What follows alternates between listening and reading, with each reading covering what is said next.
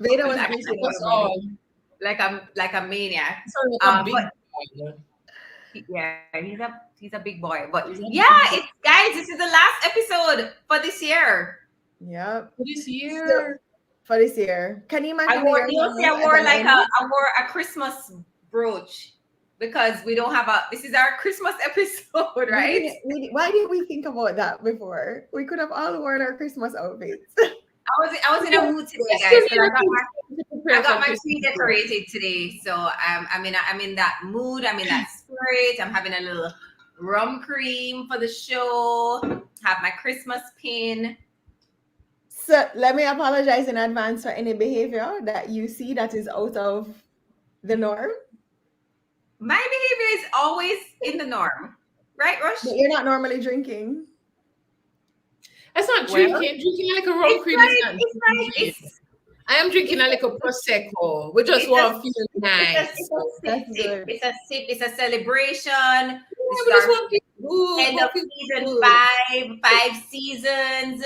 We have an awesome guest waiting backstage.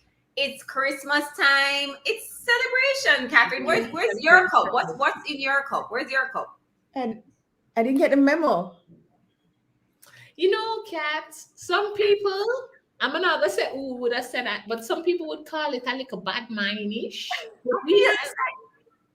We just say cheers, big up yourself, Cheers. So, for those of you that are joining us for the first time, we want to say welcome. This is our final episode of season 5. You can feel free to go and watch all our previous episodes on our Facebook or our YouTube page at Ready to Emerge. Guys, if you are here, can you imagine Rochelle out there?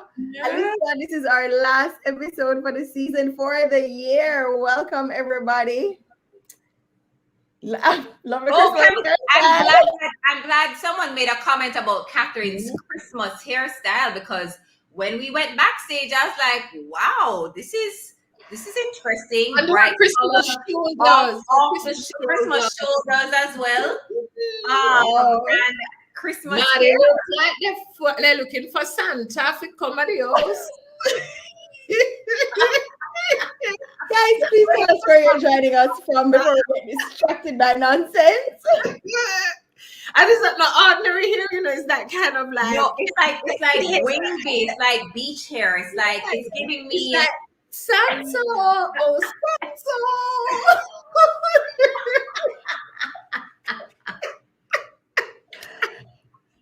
We also want to take a moment to say thank you to Sagicor, our partners, for being such an amazing partner to us this year for the past 2 seasons of Detour Essentials Live. We do have some more things in store for you. We are going to be doing starting in January. So please stay tuned to all of our social media platforms for more information at Ready to Emerge. Catherine can't even concentrate. She tried. Let me just explain what's happening here. We have a script, right? So Catherine is trying to get us back in line. She's trying to read the script, but she's also reading the comments, right? So and you are distracting me. Auntie Jen says it looks like living in my hair. No, and then Catherine, I like when you. So on one hand, you know, she wonder. So when you see my hair look hot and sexy, and then when you finish on the hair, you get nervous. Your hair look good. Santa, go bring some nice present for you. Santa baby. I cannot with the two of you. Listen. Wait. So okay, go back to the script, Catherine. Go back to the script. So I am Catherine Goodall, a part of the Emerge trio. And I just want to say welcome. Good hair, Catherine. Good up for our final show. And I'm more excited about our guests that we're having on tonight.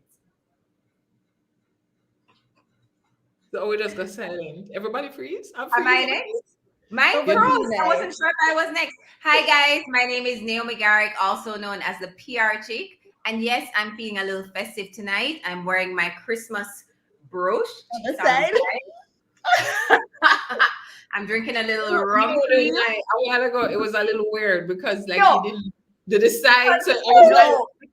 Okay, so this thing is always confusing, right? Because I feel like it's this this side, but it's The right other side. here. Yeah, it's weird. It is weird. Yeah. Anyway, guys, so my name is Naomi Garrick, also known as the PR Chick. I'm the founder of Garrick Communications. I'm also a personal branding coach. And I am a member of the Emerge Trio, and I'm really excited that we've made it to the end of another great season. And we're ending it with a really amazing guest who actually does not do these kinds of things. So we're really happy that she's joining us tonight. And we're just happy for everyone that's joining us tonight to celebrate with us as we close out the final season. And also for those joining us for the first time, because we hope you will continue to join us in season 6 and you will take some time to go through and see some of our past episodes. Over to you, Rush. Yeah, it's your turn, Rochelle. I forgot we're supposed to give the cue. We're supposed to give the cue. This will say. Oh, because me did I wonder, because when me look on it, you know, as Catherine supposed to say that, but Catherine, they get so thrown off with the good year and so she forget the whole of the something. So my name is Rochelle Cameron. I'm a part of the Emerge Trio. And as this is our closeout season, I'm going to suggest some Christmas gifts that we can give to our friends. So just like how Oprah has her 10 things, these are Rochelle's few things. I don't know how many they are, but I'm going to point them out. Number 1, the greatest gift that you can give to your friend is support. So reach out to your friends in this time. Don't assume that everybody's having a great time coming up to Christmas. People are going through a lot of things. Just reach out, check on them, especially those strong ones who always appear to have it together. Check in on them. 2, if you have a friend with a small business, go buy some things from them and give them as gifts now. Support all of your friends who have small businesses. 3, this Christmas and in the time to follow, let's be the biggest cheerleaders for our people. Cheer them on. Sometimes they come to you and they say they have an idea. Don't shoot it down. Say, let's see if it can work. How can I help? 4, take a look at yourself and ask, if I were not to make it to Christmas, who are the people who their lives would never be the same? Remember all of them and stop right now and send them a note to tell them how much you adore them and your life is so much richer with them in it. Those are my 4 things that I'm suggesting that we do for Christmas. Merry Christmas. Rochelle, that was so nice.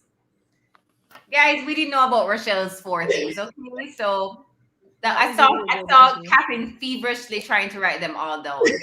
I got them, and I also wrote on the timestamps so I don't have to watch it all over again. That was really nice, Rochelle.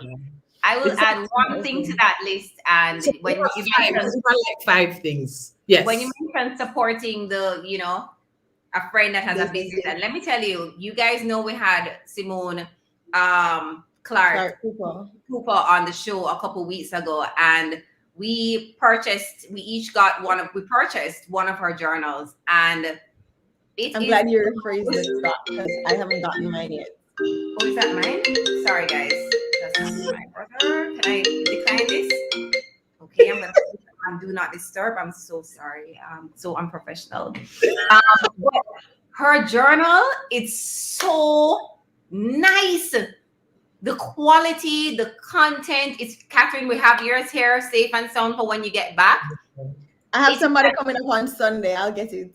Okay, great. It's an amazing gift. I've already pre-ordered 4 for some of my friends, some of my lucky friends who will be gifted with one with their Christmas gift. Yes. But it's a great gift, and it's we should a great way to start on Emerge. Well, Catherine, I was coming to that since everyone's full of surprises, right? With Rochelle's, gift list and stuff. I was going to say that we're giving away a Sim Soul journal tonight. Yay! By the end of the show, we'll figure out how we're going to give it away, but someone's going to win one tonight. Yeah. Exciting. So, wow, guys, today when I thought about it, as like season 5 sound like a lot of seasons. And when we started Detour Essentials, it was just a short detour for a couple of weeks until we got over COVID.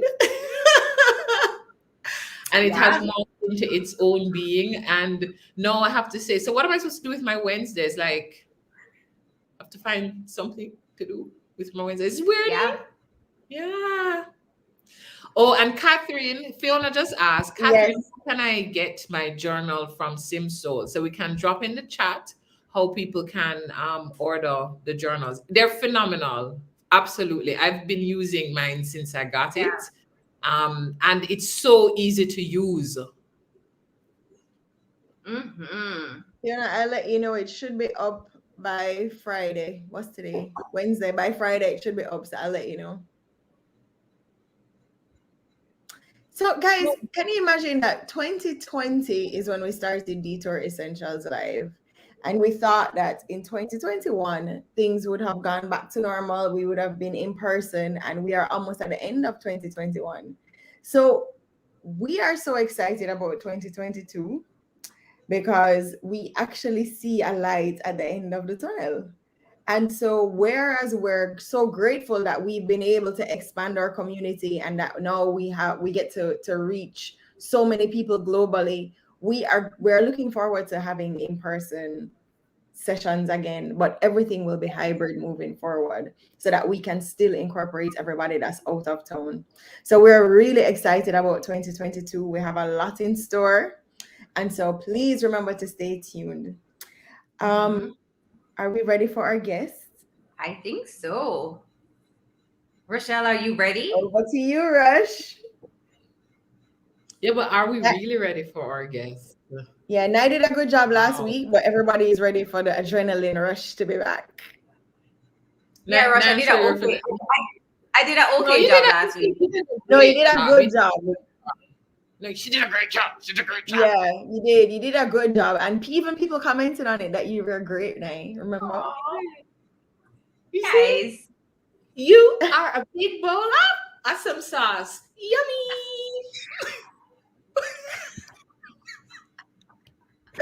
So, ladies and gentlemen, our guest tonight, I remember one of the first times I saw her was actually at, the Kerry Man Woman Home used to do the fashion shows, the motor fashion shows back a few years ago. And I remember thinking, what an amazingly stunning woman, and the way that she just owned this stage.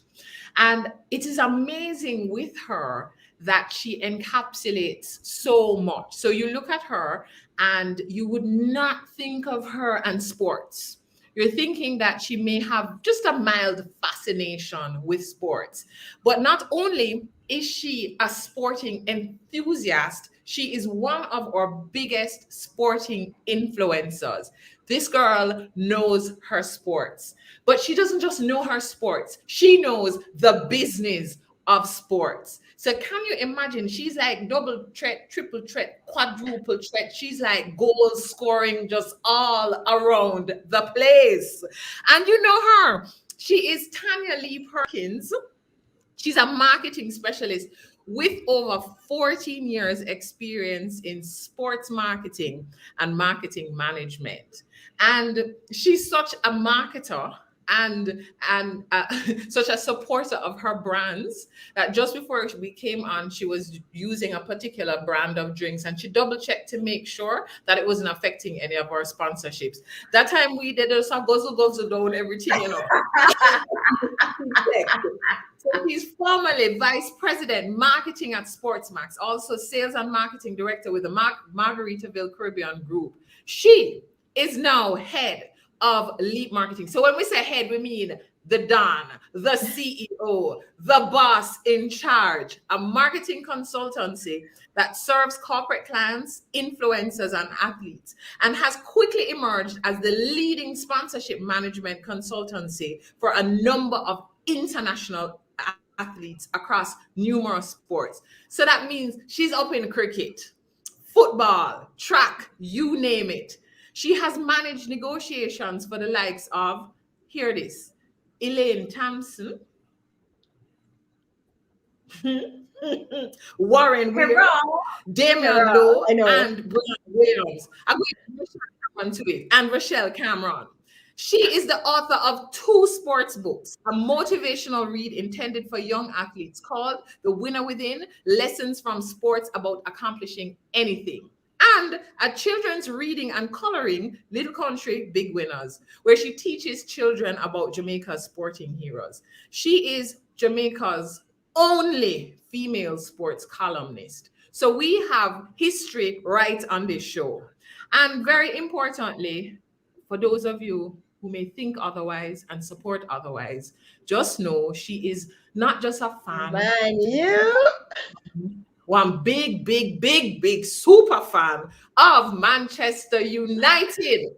Ladies and gentlemen, let us welcome this indomitable spirit, this force, this dynamo, this woman who is creating waves and history, our very own Tanya Lee Perkins. Big up yourself, Tanya. Hi, ladies. Wow.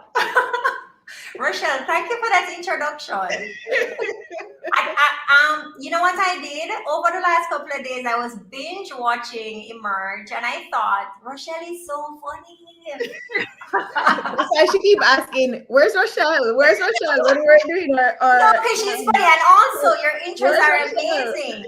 Your intros are amazing, and I'm just like, oh boy, I can't wait to hear what Rochelle is gonna read. It's so extra important. Like I know why you are asking. Where's Rochelle? And so she was cheerleading squad over here. Hi, Nikki. Oh yes, for sure. Today is Founders Day for St. Hughes. Hi, Nikki.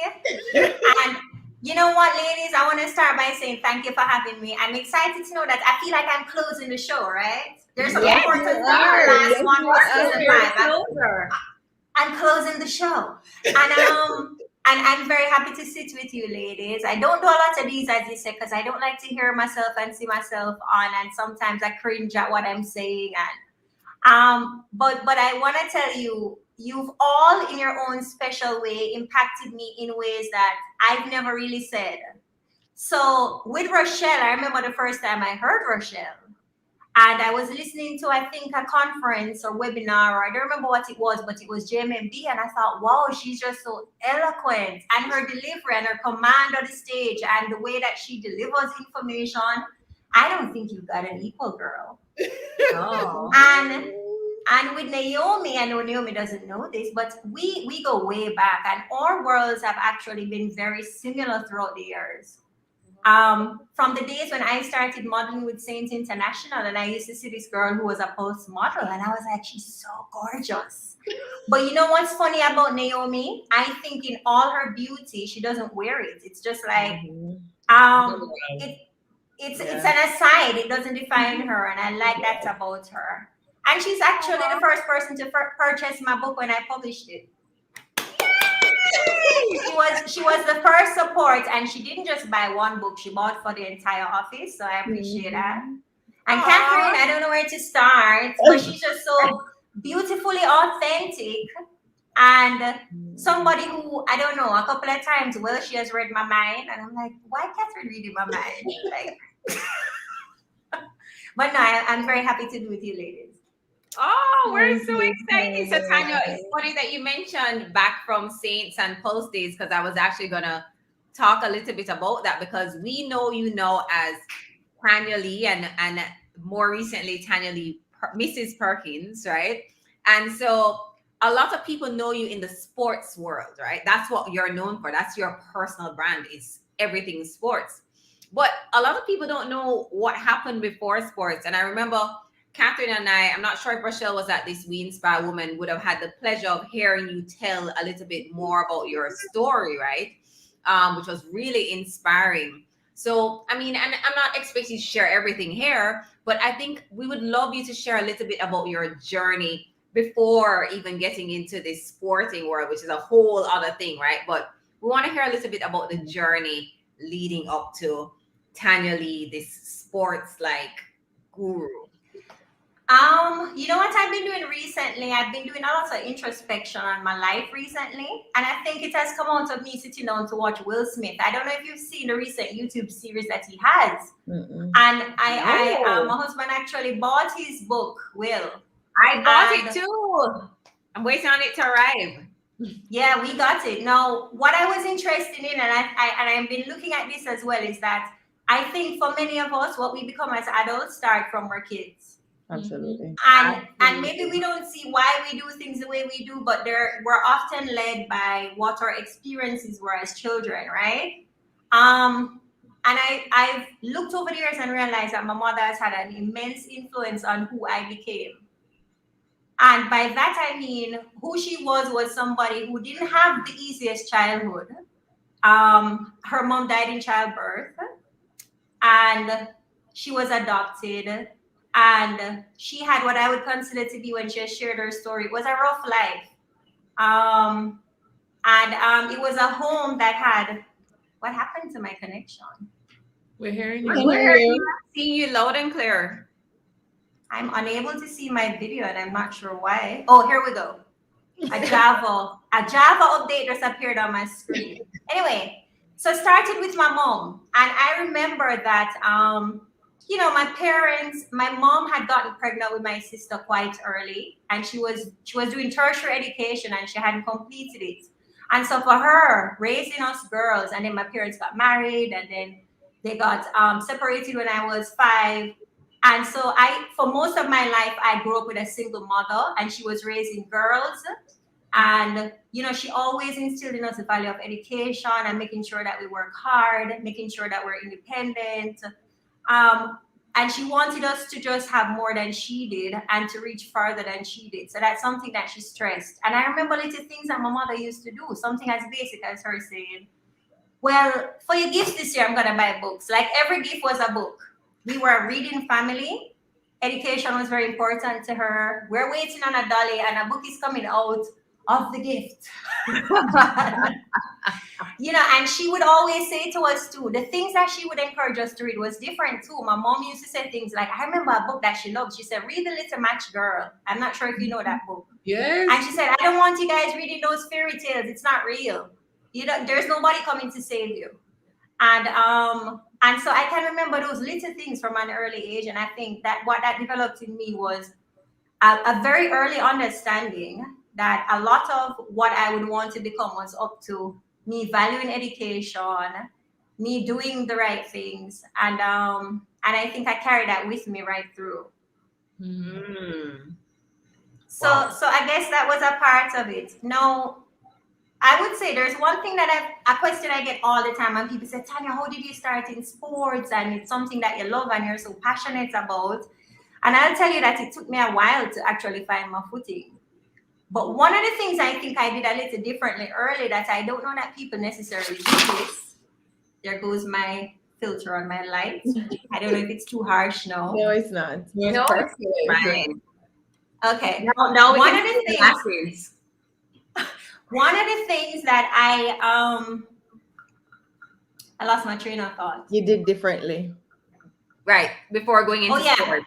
Yeah. Right. Before sports, as you say, everybody knows me for sports. But in the early years, there were other things that I dabbled in. So right out of university, when I didn't know what I wanted to do, the first thing that I did was, it was tough to get a job. And my mom said, why don't you just try teaching? So I started out as a teacher at Kingston College. That was a little rough because I just went in for an interview and they said, oh, we're going to give you a grade 8 form. And I thought, yeah, I can manage grade 8 boys.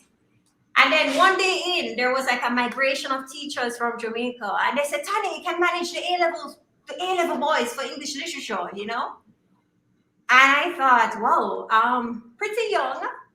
These boys, some of them were like 2 years younger than me. It was a little rough, I can tell you. And I'd get things like, Miss, Miss, what's your age, Miss? So I didn't last very long. I very quickly decided that wasn't for me, and I did the worst thing anybody could do. I took up my handbag and never went back. 6 months into the job. But I just realized it wasn't for me, and maybe that the most unprofessional thing I could do. Sorry, Mr. Johnson. That was the principal then. Then after that, after a while, I was home for a while, and then I said, let me try it again. Maybe with girls, I'll have a better experience. I went to Merle Grove, tried that for a while, did a year with the girls.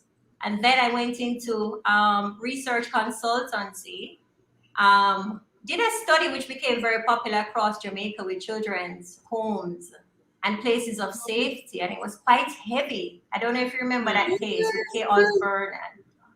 And it was quite heavy and hearing the plight of the kids. And But the truth is, it wasn't my passion, even though it was very important work. And so I remember going to a basketball game and seeing people decked out in sports match shirts, and I was like, "What is this? There's a sports company in Jamaica, but that's my love. What's going on?" And I applied, and the rest is pretty much history. But I did try some other things first that I didn't love. Then I landed into this workspace. It was a young company, and I started out doing everything. I just like immersed myself so much into that business, which is something that I would suggest to young people that you do when you're just starting out. Yeah. Don't consider anything to say, this is not my job, this is not my area.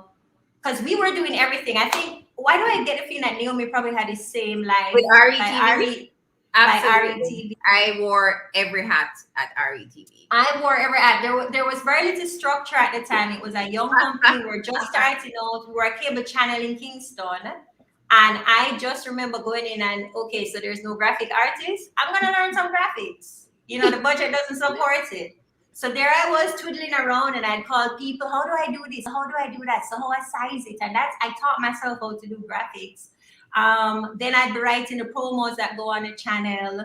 Then I'd be sitting with the editor to go through it, so I turned the producer. Then I'm going to write a press release because we just acquired some cricket content. Then I'm going to have to go down to Sabina Park because we're managing the World Cup. There were so many different hats that I wore that even now for my business, my consultancy, I'm able to do just about anything: marketing, design, PR, brand identity, and athlete management, which is a core part of what I do, because I had learned and immersed myself in so many different aspects of the business that for now it's second nature to me. You know. That's very interesting that you made that comparison, Tanya. I never thought about that, but it's so true. It was, from sometimes doing payroll to locking up the office to having to go to an event to sometimes being the host to like everything. And I think what was special about what we were doing was there was no blueprint. No. I think those channels had just started. We were sports, we were entertainment, we were across the road from each other at the inception. Yeah.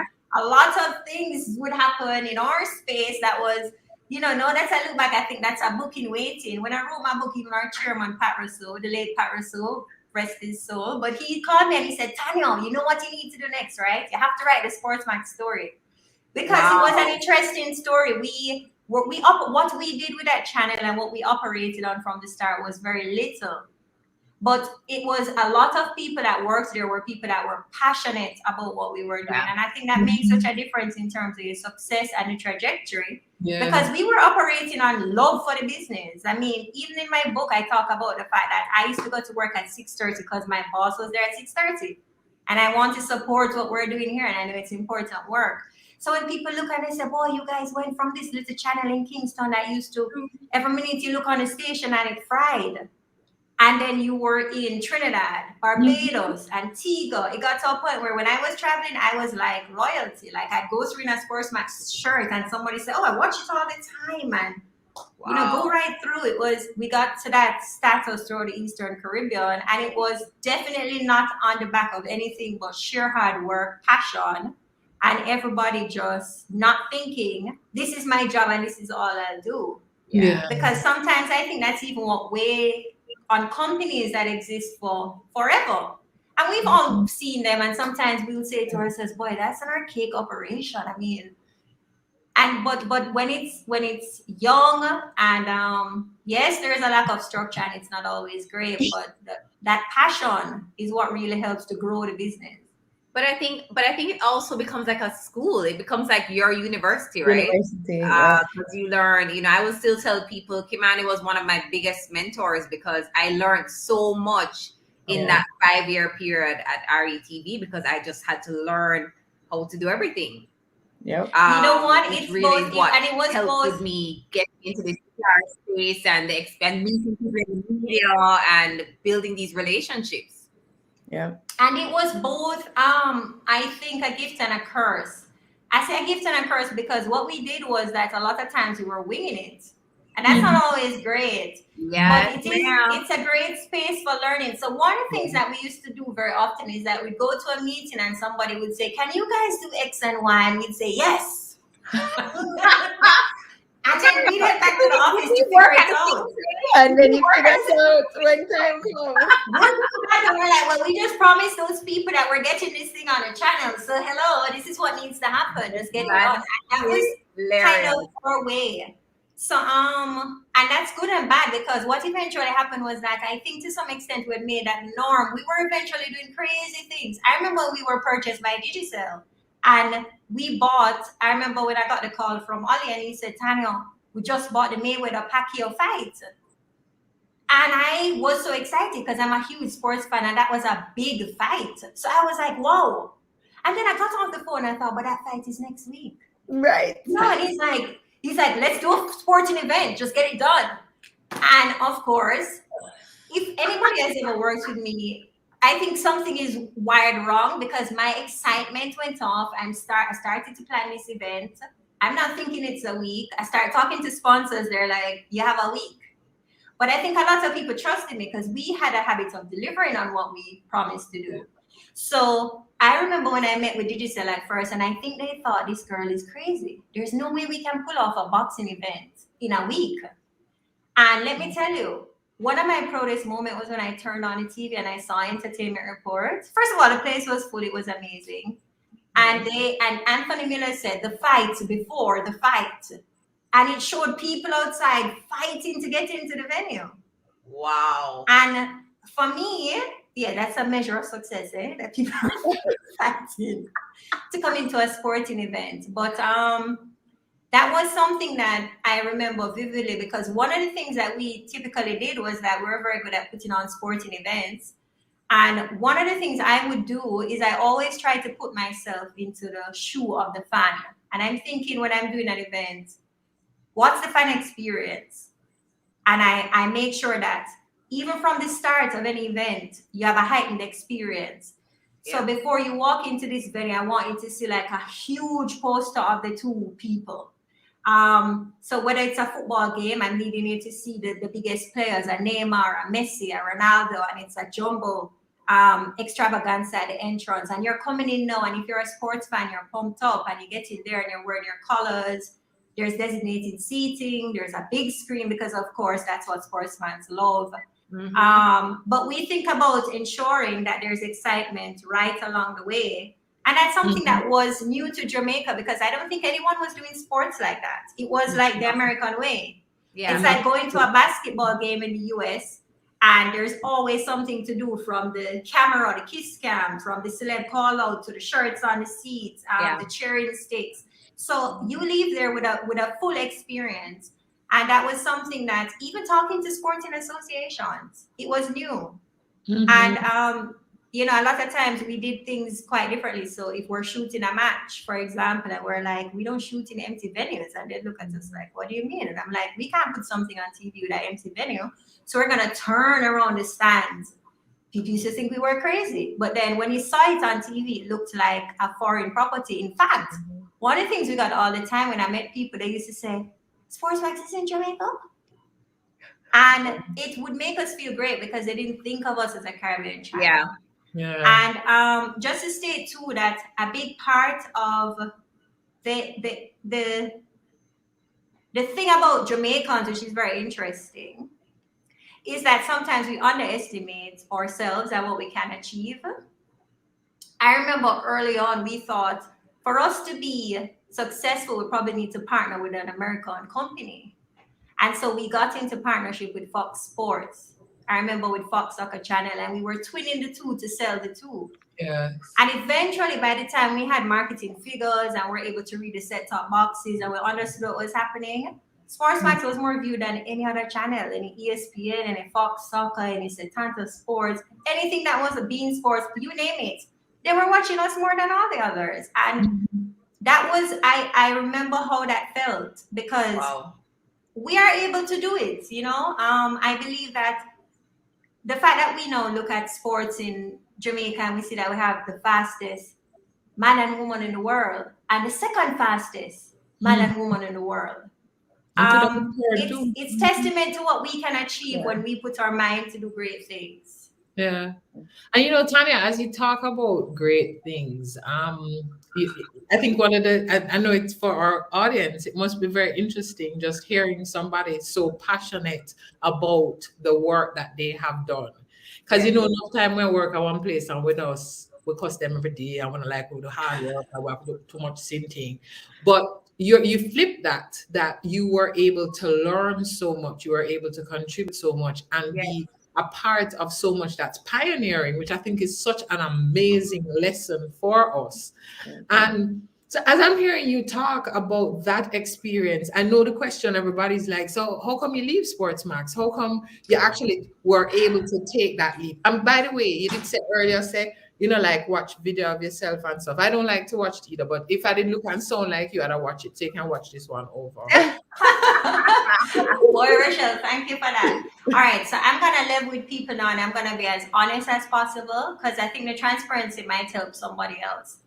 As much as I've benefited a lot from that experience, here's what I will caution people: be sure that while you're building for others, you're also building yourselves. Because the truth is, a lot of us get caught up in corporate companies and others, and then when you look back, you've really given a significant portion of you. You haven't necessarily achieved the life balance you probably want, and I don't know that you're gonna always receive the returns that you expect.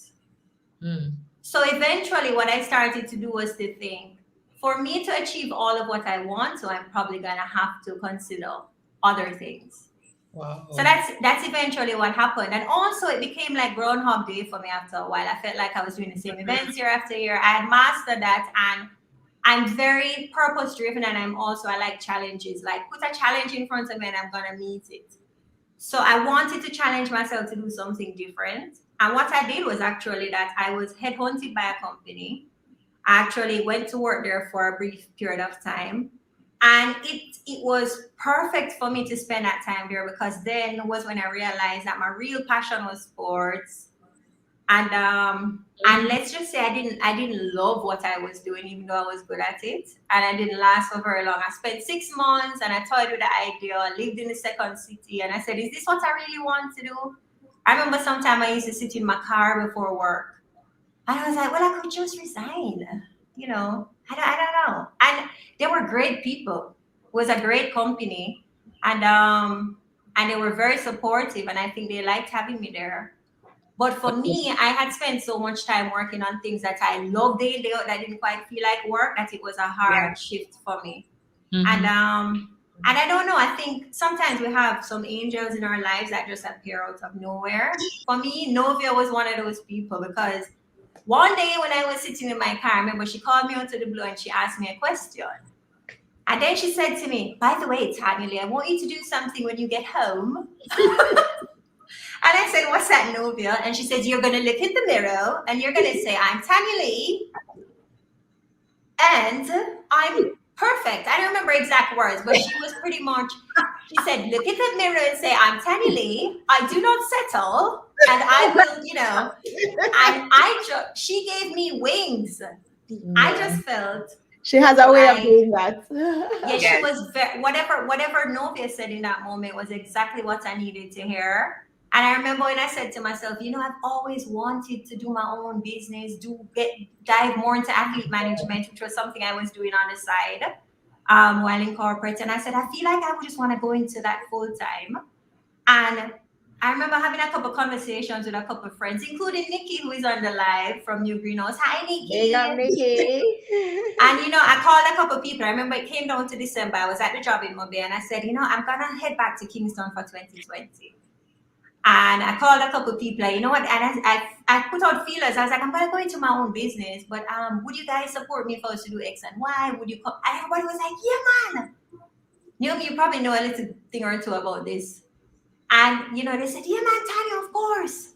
What do you want to do this January and everything? And I was like, I'm packing my bags, and I resigned and came back to Kingston.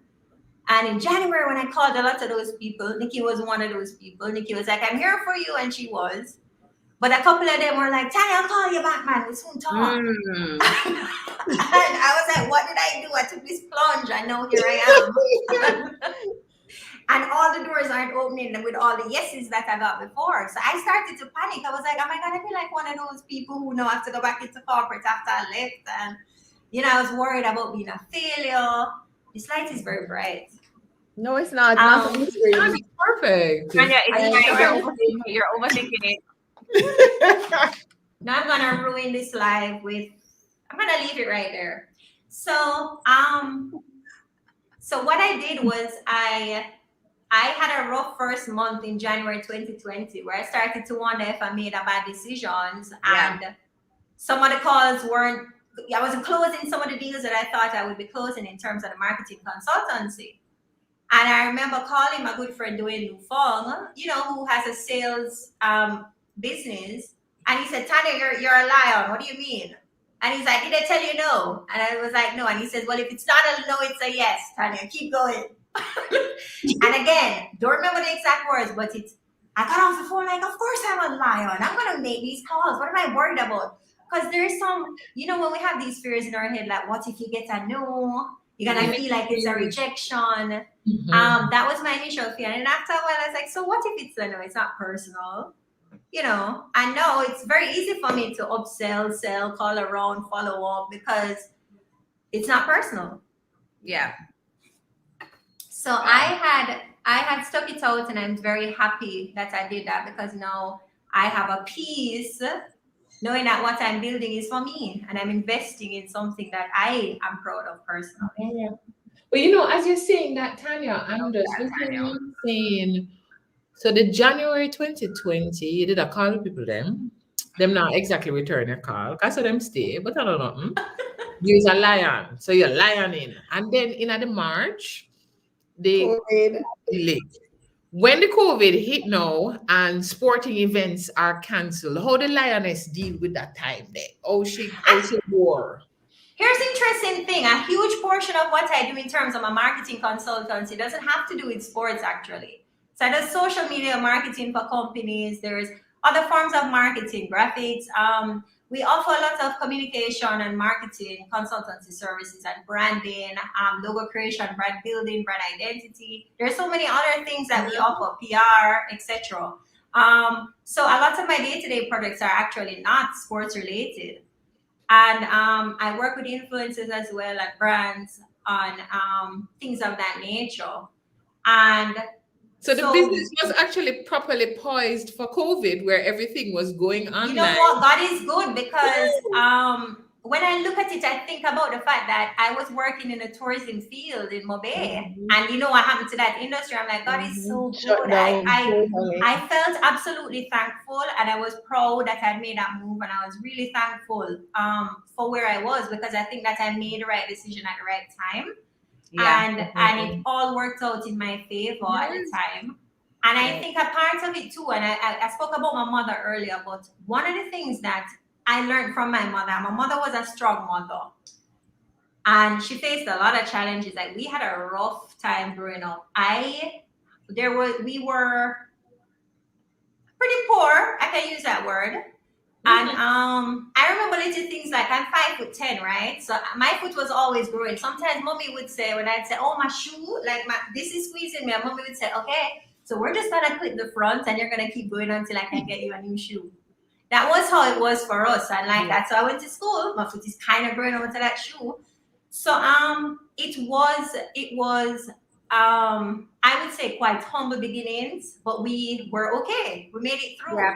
Even on university, life was rough. I remember I was on a track team at UA, and I was doing it not just for my love of track, but also because, listen, we're going to get free meals. You're on a track team. And that's how I'm going to get through university life, because I lived on campus on Irving Hall.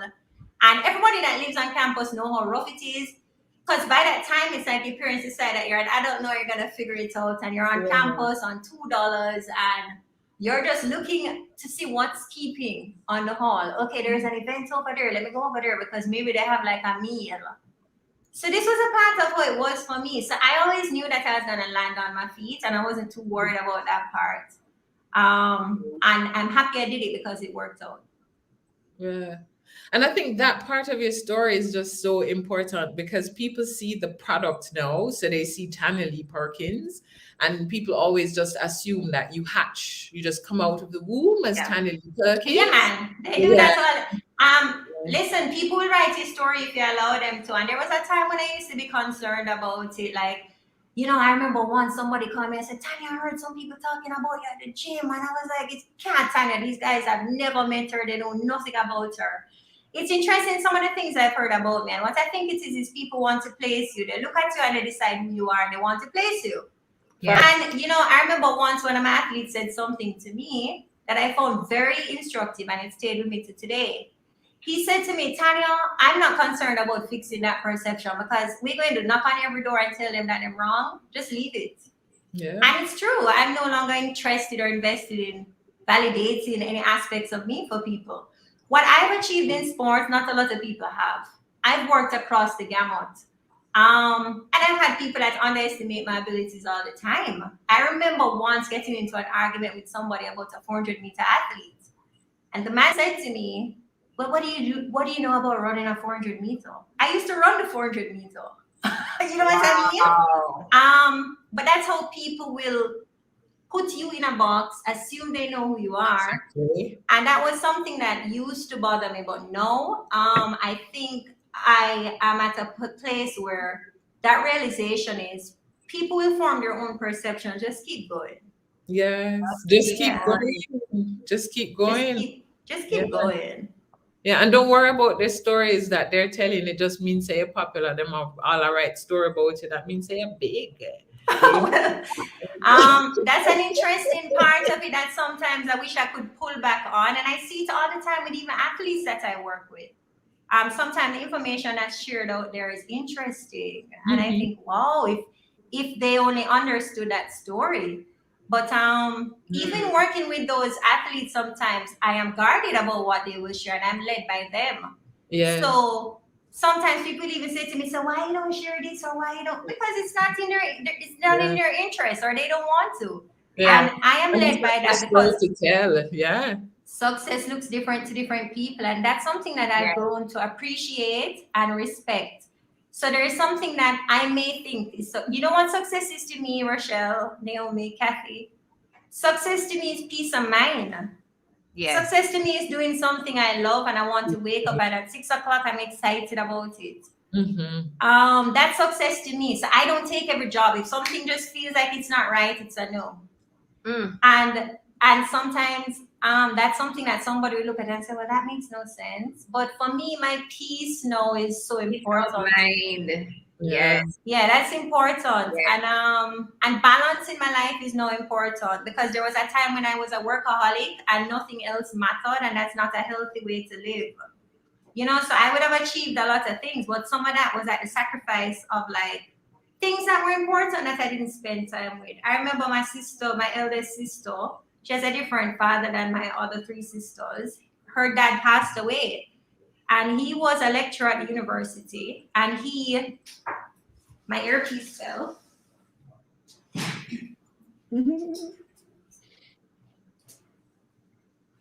Sorry, my earpiece fell.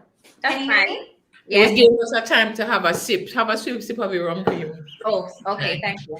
So he passed away, and I remember that I was very engrossed with a project. He was sick, and I kept saying, tomorrow I'm going to go and look for him. Tomorrow I'm going to look for him. And there was no tomorrow. Because he passed away while I was at work working on something. And I remember how that felt because it was somebody I was very close to, had a love for books. You know, we used to sit all the time and talk about the books we read and poetry. And he would read my poetry since I'm a child. I'm like, I wrote something. And he'd be like, this is great work, even though it was probably pretty bad. So it was very encouraging. So that was a little painful for me. Yeah. And I had a girlfriend who passed away actually while I was writing this book. Lydia, she had cancer. And I went to school with her and she was just the most encouraging person. Like I remember she used to call me Nofisha. And since high school I sent you, she used to be like, Nofisha, you're going to school challenge quiz. Nofisha, you have to be 18. But you know, she actually came to St. Hughes at sixth form. She was from Cayman. Went back to Cayman and we never lost touch. I remember when she had cancer, we used to be on the phone. And that's one of the things that I'm actually very grateful for, because we spent a lot of time on the phone with her, and she would say, like, I'm in pain. And we were there for her. And that gave me a lot of closure when she passed.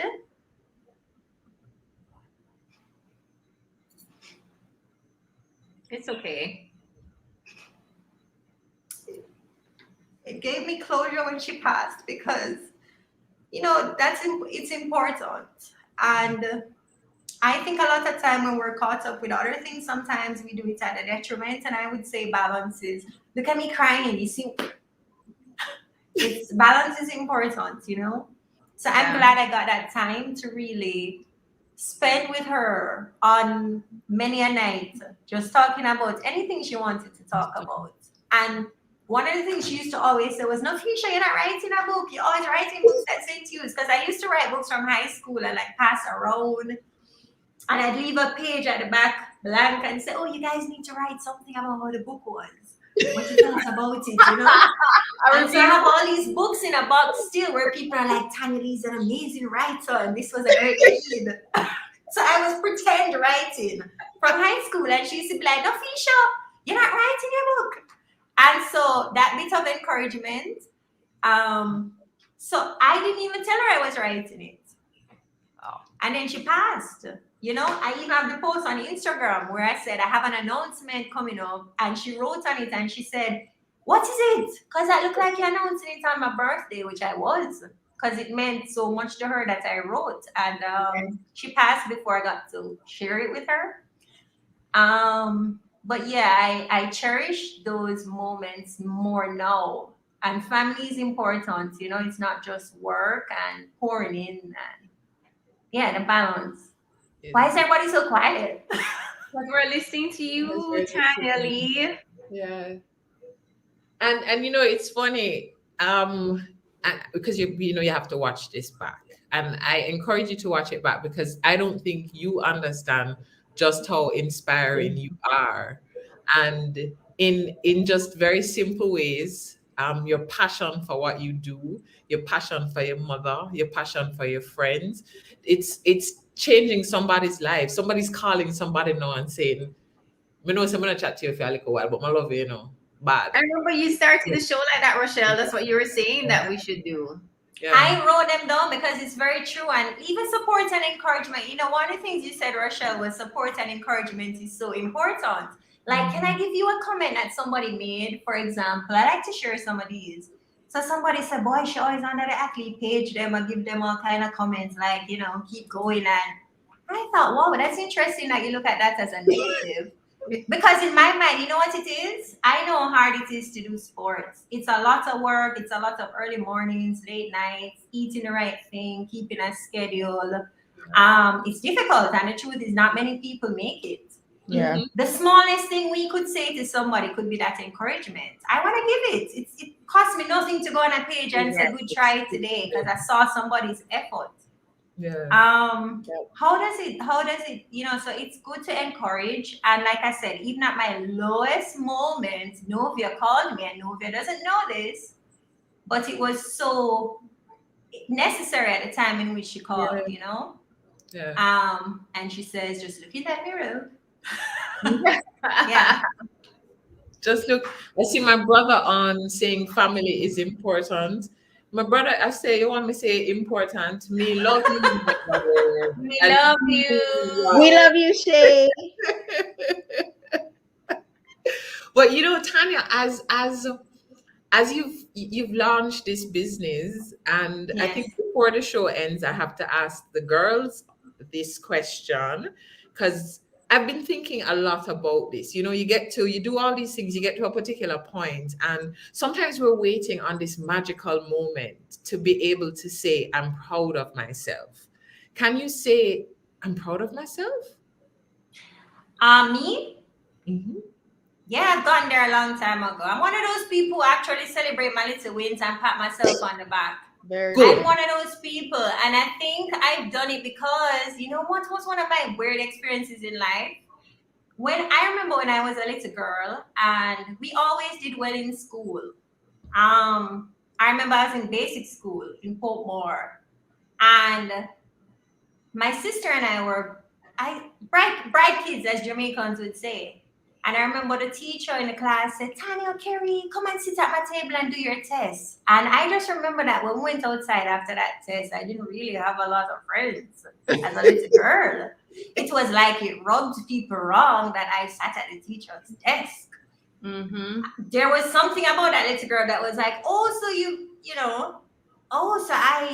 it's a problem that I'm doing well. And so I really do celebrate. And sometimes we have people that like to tell women to dress back and you must sit around there. And no, I want you to lean forward. So even with me, you find with even women, young women that are coming up in even a sports business, I make it my duty to say to somebody, good job. Or I see what you're doing, because I know what it's like. Sometimes they knock you and they tell you, somebody told me once, Tanya, you need to space out this stuff. What do you mean?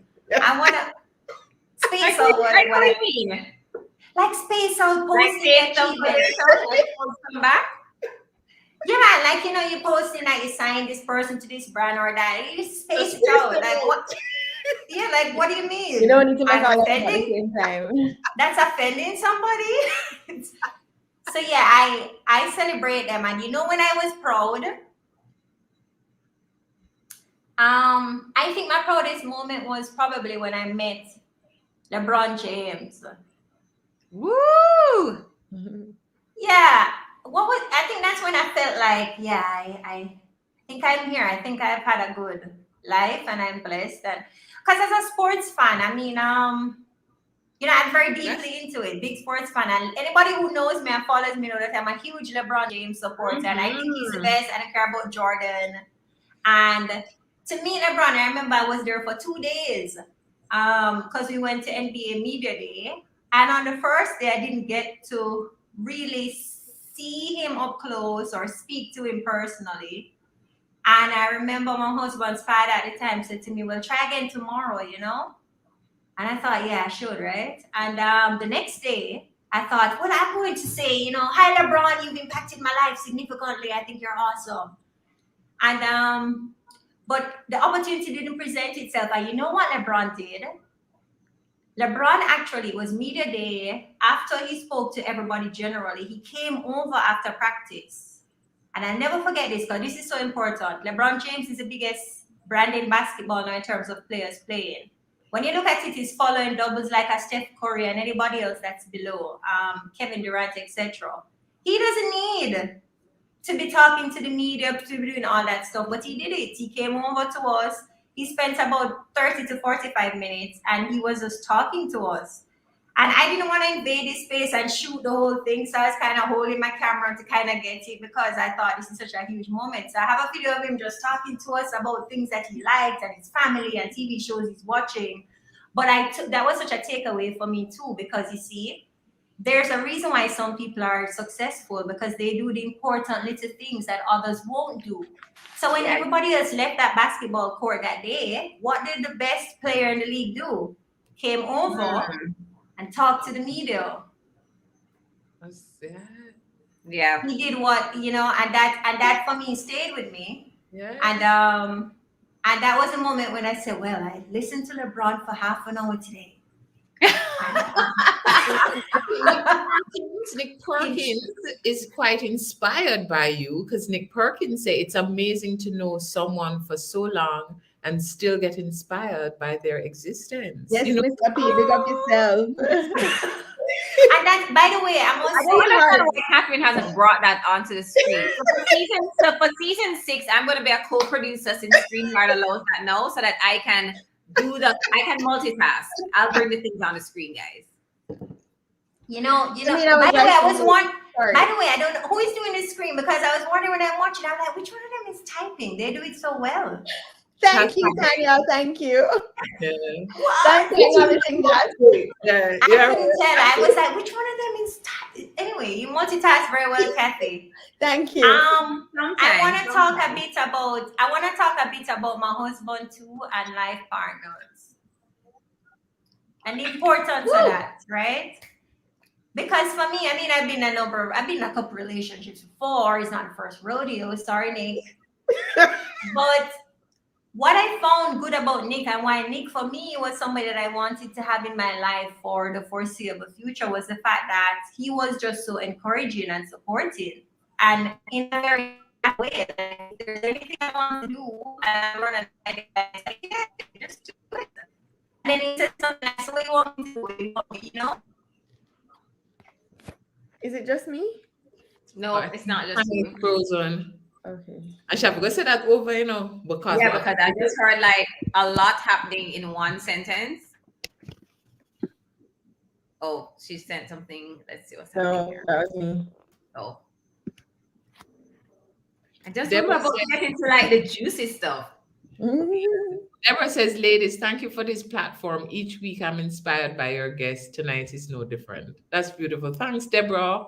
So maybe Catherine can take this time to scroll through some of the comments, bring them on screen while we wait on Tanya to come back. Yeah, and Catherine, because I hear Nye co-producing and stuff next season.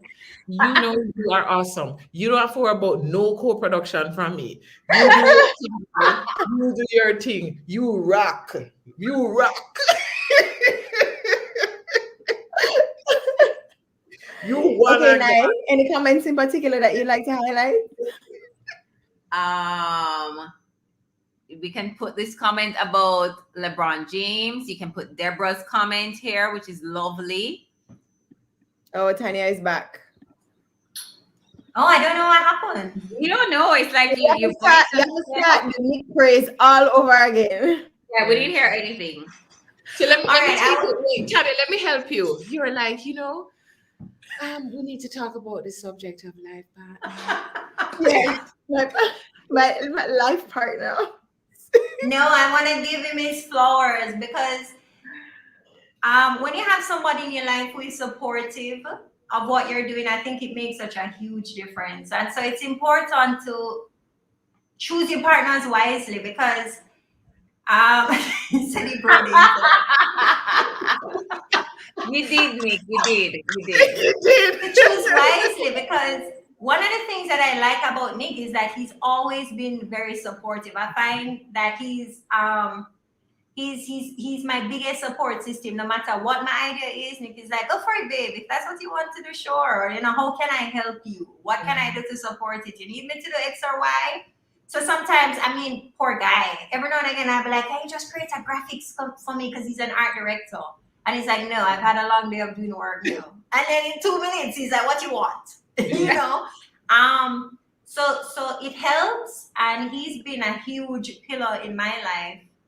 And I just wanted to give him his flowers on we merge. Aww. Nick said, Nick like the public big up. You know, see my own Nick, no Nick. You know, see my own Nick. He broke the internet. He broke the internet. Oh, Auntie Norma Del is a Swan sister as well. Oh, hi. Yes. And today you celebrate 122 years. We did. Well, we have quite a few Swan sisters online. Yep. Listen, by the way, I was about 2 years ago, I think, or was it a year ago? Maybe 2 years ago, I remember the Swan past students called and asked me to host the 120. It's 2 years ago because it was the 120th anniversary dinner. And this is so sad. I thought, wait, I have a sporting event that evening. Maybe I should find a reason to say no. You know, I need to find an excuse. I want to watch the finals. But I think Casey was in the finals for some sporting event. And I'm like, I want to go. I don't want to host an event. So I said yes. And I was thinking of a way to get out of it. And then I said, Tanya, you can't do that to your St. Hugh's girls.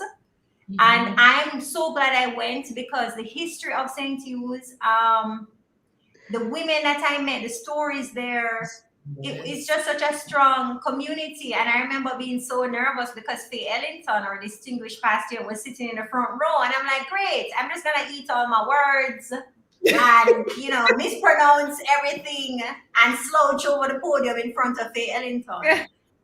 And she was just quietly going, no, you're fine. You know, she saw I was nervous. And then by the time, God rest her spirit, you know, Karen, who passed away this year, Karen Smith, our distinguished old girl came up and she sang.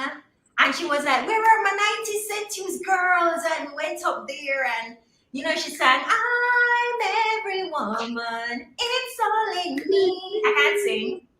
But by the time she got through that song, just know that I went up there and I aced that MC duty because I felt just like she gave us wings. And that was the beauty of the Centuries family. I love it. It's just women who support each other and pretty much like you ladies. So I was happy I went, and I can miss a sporting event or two. Yes, for the great Swan. Right? It's not just Andrews and where else? Campion. St. Andrews, I'm glad at least you recognize Tanya. That's fine. You don't need to mention the others. It's fine. Spare us. Was it somebody from St. Diego? Up, yes, can see. So, Catherine, over to you. Your hair is distracting you tonight. You never realized it was your time. You're like, Tanya, what is it like? I mean, being the only female columnist in Jamaica, right? And I mean, we know that there are not a lot of women in the sporting industry in the Caribbean generally. What is it like working in a male-dominated, industry? I used to have a weekly column in the Gleaner, and the paper is a bit shorter now since COVID. Yeah. Yeah. So I haven't done a column in a while. I mean, I'll guest write every now and again, but I was the only one that was writing on a consistent basis. Occasionally, you'd have a story or two by Carol Beckford, my sister in sports. Carol, awesome lady. But it was largely me. But I'm gonna be very honest with you. This is something that I get asked all the time, and this is the dead truth. I don't really think of myself in terms of gender. I've never really sat to think about it. For me, the only times I do is when I am denied an opportunity, and I know it's because I'm a woman. And I can quickly recognize those things because I pursued a master's in gender and development. So I'm pretty aware of when it's happening. Let me give you a story about something that happened to me when I left university. So even before I started teaching, I volunteered my time at the Gleaner with all my friends that I actually went to university with. And they were hired and I was not hired. And I remember feeling a little bit like, I think you're not hiring because I'm a woman. I also want to share a story about an interview that I went on once with a TV station in Jamaica. And, I got feedback. They were like, Tanya, you were great in the interview, but they just don't think you know anything about sports. And they're like, we're going to give you a quiz to do. I don't think anybody has ever offered a man a quiz to do. But they called me in for a second interview. I don't like how you mean. Like, I don't understand. They called me in for a second interview and gave me a quiz. And guess what? If they asked me 20 questions, I got like 19 right. And the one I got wrong was something obscure. Like they said, what's the track meet happening this weekend? And I remember the meet was canceled. So I said, there's no track. I thought I was so brilliant. There's no track meet this weekend. And he's like, wrong. And he calls the meets. And I'm like, but that's canceled. This is so dumb. But anyway, so those two gentlemen who shall remain nameless, they didn't hire me, but each time I went back there to do an interview, I thought, The joke's on you. And Gleaner didn't hire me. Gleaner didn't hire me, but eventually they called and they said, Tanya, we think you're a thought leader in sports and we'd like to offer you a column.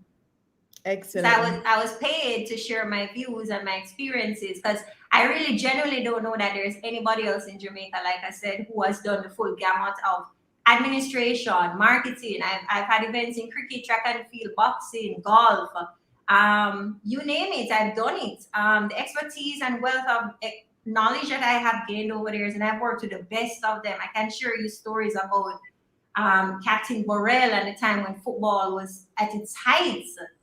And the Cricket Association. I've worked with some of the top names in sports and entertainment. I always remember this one story of, and I keep this so dear, my experiences with somebody like a Lady Saw, who I just think is so brilliant. Yes, and I think I was sharing it with somebody the other day, but I remember hiring her once to perform at the Cricket Mound. Those days. The Mound for cricket. So we used to have like a party at Sabina Park, Yes, ma'am. cricket in Jamaica. So I remember I used to manage that as part of my duties with Sportsmax. And I remember hiring Lady Saw. And of course, there are very strict rules. At the time, Lady Saw was very risque. They had banned her in Mobay. And I remember meeting with her and, I said to her, by the way, Lady Saw, you really can't perform these songs. So I gave her a list, it was a long list. And she said, so Tanya, what am I supposed to do? And then she says, anyway, I'm going to make it work, you hear? I didn't know what that meant. But I found out very quickly, this woman is a star. She has no equal. You know what Lady Saw did? Lady Saw came to the mound and she says, people, they say I can't sing this song. And she just started the beat and the crowd just took over. Thank for her. And then she said, and Tanya, And I can't sing this one. You the word for word. And I said, please God, don't let the camera catch me and let my mommy see me. Oh, I know every Lady Saw song. And believe me, I was amazed. It was a great performance. Lady Saw is awesome. She's still the best performer. Yeah. Nobody can. No, she's good. She's good. And and it's funny that you mention it because I remember her actually being on the mound, just hanging out. And a couple of people would pass and they'd be like perform if your man can't perform, and they'd be singing out the song them. Rochelle know the song. But it was funny because one of the times here, I just look at cricket, look how much I love that. No, she's hilarious, and I have so much respect for what she was able to achieve. Yeah. And I know that she lives in a different life now, which is awesome for her too, because I think after a while she didn't love it. Yeah. Yes. And I could see it in a couple of her past performances that she didn't love it anymore. And sometimes you have to know when as well, When you don't, when you do things off on the stage, she's a completely different person. She is such a lady. Absolutely. So Tanya, you wrote 2 books. I did. Writing those one of them flopped, by the way. What do you mean? Which one? I have that book. I have it. Matter of fact, I have it downstairs because I bought it for my niece and nephews. Thank you. Look at me going. So wait, where do I? So I remember Jody reading it. I don't know if it was for Levi or Remy at the time. It says it's written by a lovely lady named Tanya Lee. By the way, you say that you can't say that because what you're saying now too is that it is now taking a new life of its own because it shall be under many a Christmas tree. Because I have to read it to Christian in my different voice. Actually, let me tell you what happened, Rochelle. All right, so when I wrote this book, right, it was a girl who went to UA, and I didn't even know what I wanted to study, and I had written down that I wanted to do law, and then if I wasn't successful, I would study political science. So that was my second choice. I didn't get into law school, but I got into do political science. And I sat there for a couple of days and I was like, this doesn't feel right. It's not me. Why did I choose pol sci? I just want to write books. And I remember my sister calling and said, you're going to starve. Nobody lives off writing books, okay? she's a CFO. So she was like, Tanya, just be practical. She don't mince her words, none tall. Diane is very strong-minded, and she's believe me, and she's just like, don't waste your time. That's not gonna work. You're gonna starve, and it's not gonna work. So I just ignored her and just went right over to English literatures in arts because I was like, this is what I love. I want to write books. I had never used it, and like I said, it's my girlfriend who said, my girl, no Fisher, you're not writing the book where you claim you're going to be a Nobel Prize recipient in literature one day, and although you don't write a book. And I said, what am I gonna write about? And I thought, you know what I want to do? I want to inspire young athletes to do well. I have experiences from people who have achieved. I want to share a story about a young Elaine who was 2016 Olympic champion over 1 and 200 meters, never before done by a woman. I want to give her some insight on Shelly and how Shelly became who Shelly is today. I want to share on LeBron and Steph Curry and everybody that I had met and worked with, and some stories about cricket too, because I had some of those. So I wrote this, and it was hugely successful. I had to reprint so many copies of this, and you know what was interesting about it? It was just meant for young athletes, and I had people calling me and requesting copies for like established people and adults and mature adults, and I was just so overwhelmed by the response. So this did much more than I expected. Then I remember people used to say, so what about the children book? Pretty much like how they told me to leave my job and they were going to support me.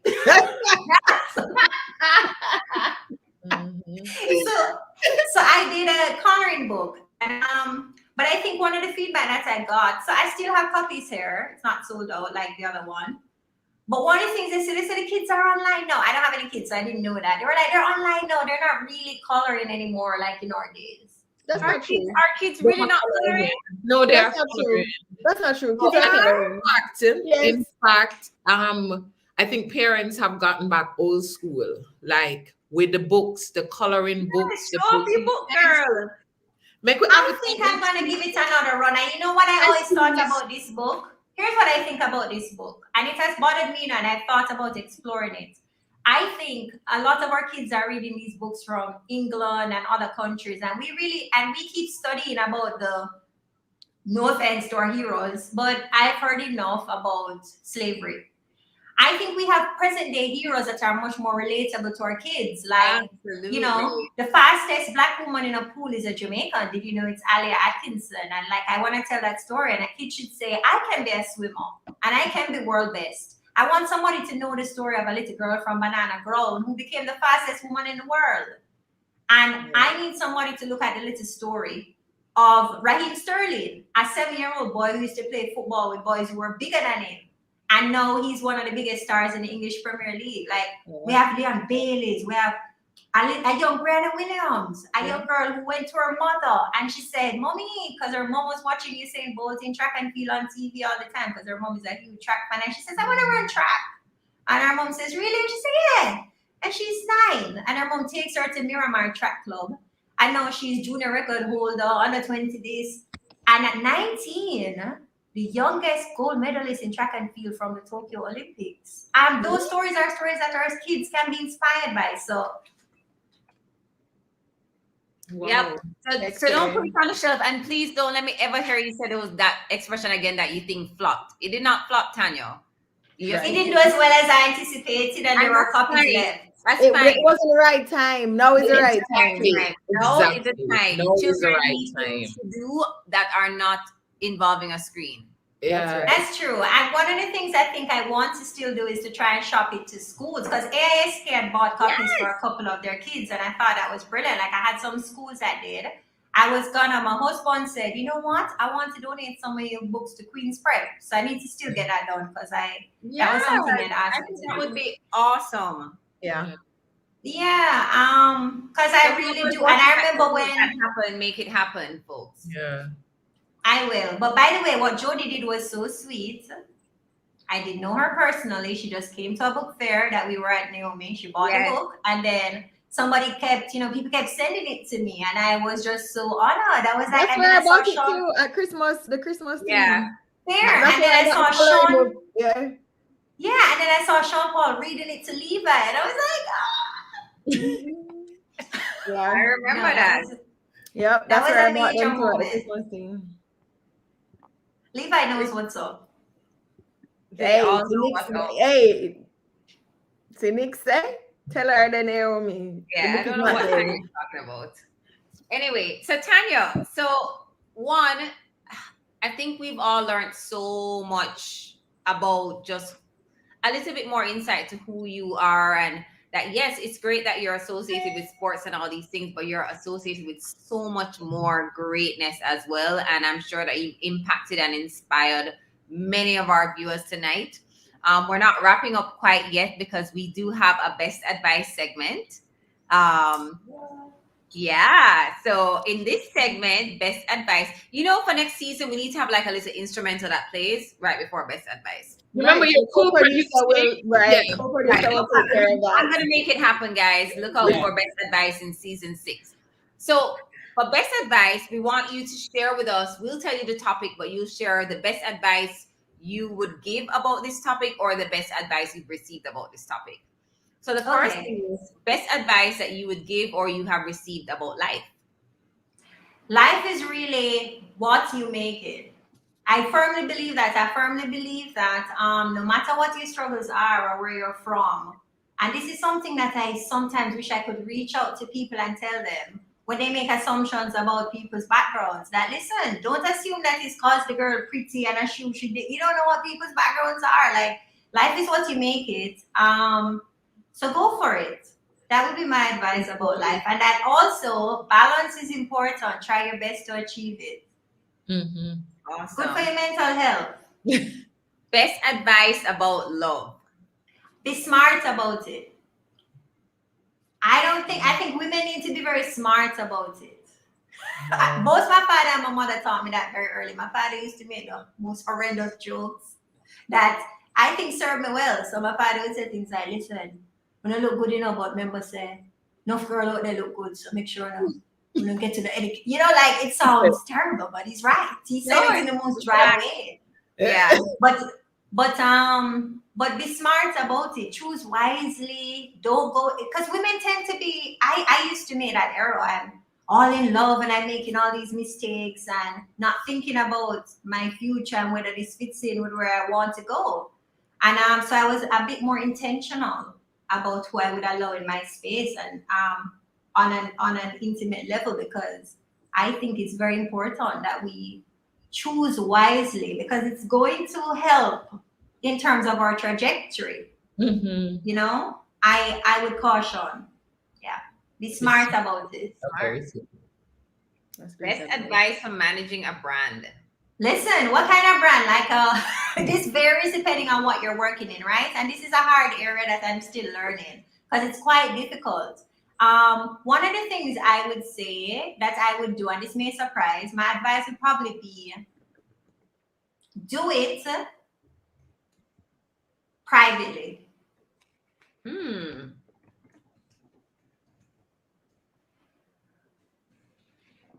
Do it privately. Let me give you an example. And Naomi, you may know a thing or two about this. So I may be working on somebody's social media, for example, and people just assume that I'm doing the full gamut. Or I may have been working at one point on a particular brand and somebody sees a press release and they say, Tanya, I have to say, that's not my work. That's not me. So, and one of the reasons why that happens is because I think that there's a public alignment where people just assume it's you. I find that with even brands. So even on a lot of the marketing things that I work on, I don't make it public for that very reason, because maybe I'm working on one aspect of their marketing and people just assume I'm doing everything, and I may not be completely in aligned with what they're doing in other aspects. And I think that will negatively impact what I'm doing. Also, I believe it's important. So, for example, somebody like me who manages athletes, it's very important that you keep the individuality with the brands. So people shouldn't necessarily think that it's you who is speaking when there's a post. Or, you know, I had something that happened recently with a footballer. I've already made him public. I'm a bit more private about the ones I'm working with going forward. But like, Damien did an interview and he spoke about something to do with football, and somebody called me and said, boy, I can't believe that's what you think.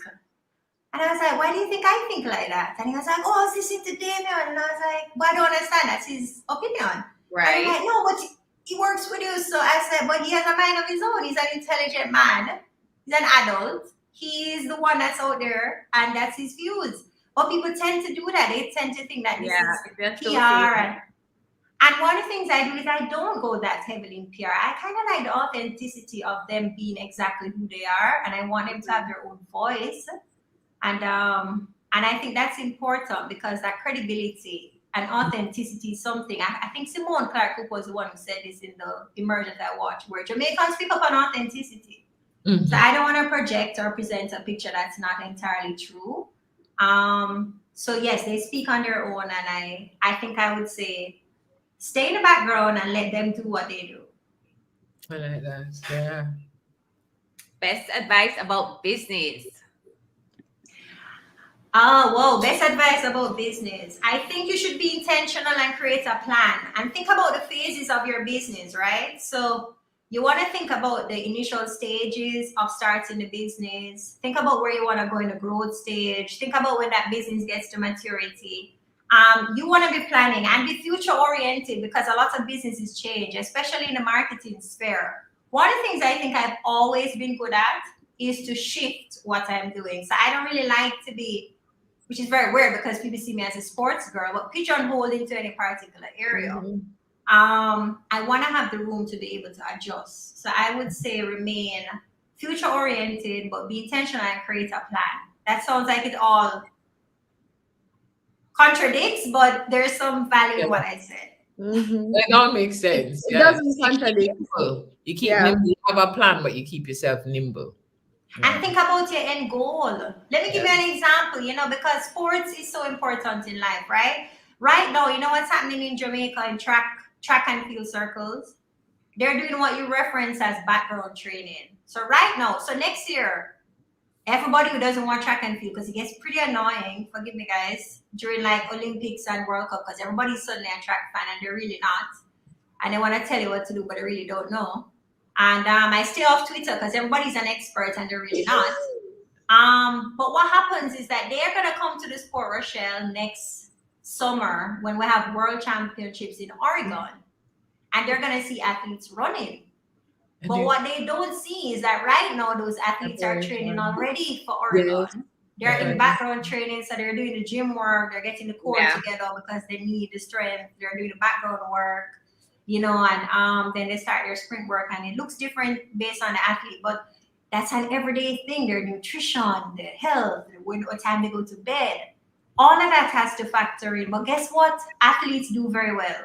Compartmentalize. They're aware of what the end goal is, and they know they need to get there. So it doesn't matter what happens along the way. The hurdles are coming, They still have to focus on the fact that next July, when I get to Oregon, I need to be the fastest. You think Shelly lying down and saying Elaine is the fastest woman in the world? Why would she? She's training. She wants that title. And Elaine is doing the same. Elaine knows that she's now the poster on everybody's wall saying, I need to be in that position. And Brianna said, I'm 19, put me in the picture. Those ladies are coming. So you have to work hard. So it's the same thing in business and in terms of your goals. Keep that end goal in mind, and no matter what happened, just remember where you were headed. Because you're going to get hurdles along the way. But if you keep at it, you might cross that line first. Last question. Oh, because I wanted to make sure we're doing this one, especially because you are a reader like us. I am a reader, and this is a very tough question because I love books. But you can just give us a book recommendation. A lot of people don't know this. My social media is so much fluff and foolishness, but I'm really a nerd. Naomi would really polish me off. So, no, she'd be like, you need to post your books, your personal brand. I just want to put up a hot girl pic and keep it moving. My favorite book is probably Animal Farm. Oh my God! That was it. Somebody said Animal Farm. Last week. Really? Listen, I work in sports. Yeah, and I deal with animals on the farm every day. They know it. It's not for the weak of heart. It's not for the faint of heart. And you have to have thick skin.